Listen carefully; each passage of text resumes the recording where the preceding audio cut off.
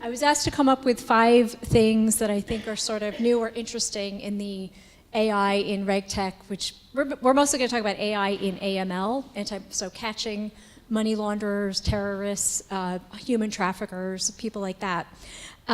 So one thing that I think was kind of interesting is the regulators came out, the bank regulators came out last December and said, hey, it's okay to use AI in your AML systems because it had been a big question mark up until that point.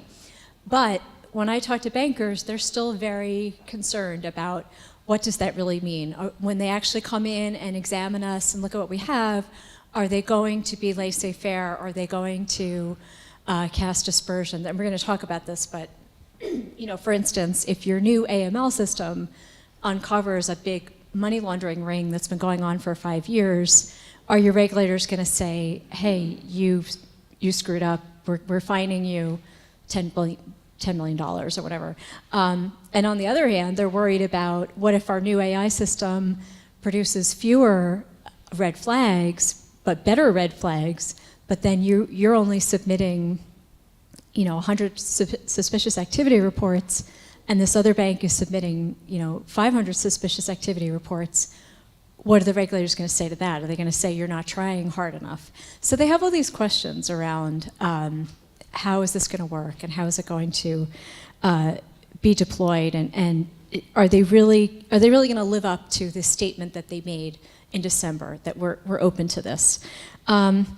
Another shift I'm seeing is I'm hearing banks talk about really ripping and replacing what they have and putting in systems like Merlin's AI. Up until now, they've had these AML systems that look at all the transactions that come in the bank and red flag anything that's like of a certain size, or it's someone who's been going from Pakistan to Iraq a lot, or things like whatever they consider the red flags to be.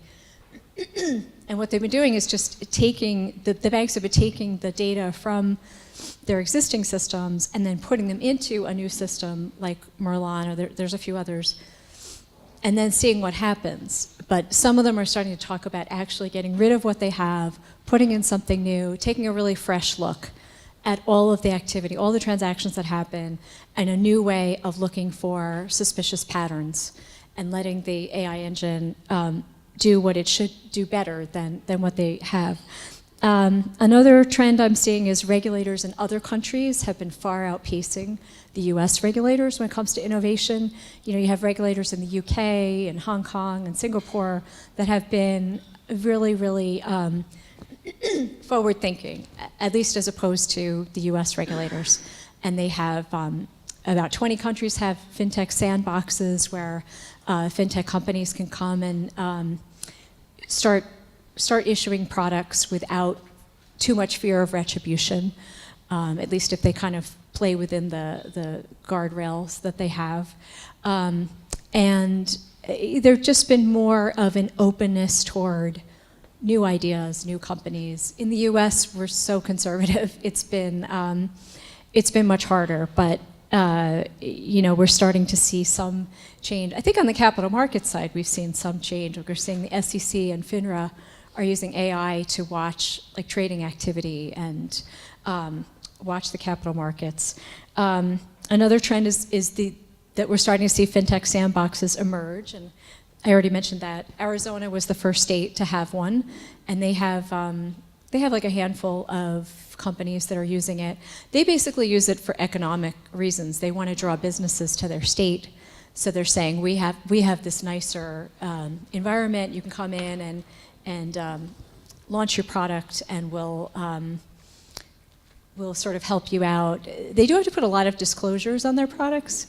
So they have to say, this is for a limited time only, this is like a test product, it's going to disappear. So, there are some drawbacks to that. And then, my 5th point was that banks in other countries are starting to see remarkable results from this kind of technology, the use of AI in looking at money laundering. I spoke to a bank called OCBC in Singapore. They've been using AI for several months. They've seen a 35% reduction in alerts that they generate, while their accuracy has increased 4 times. So, that's the kind of thing that I think we're going to start seeing in the United States, pretty soon.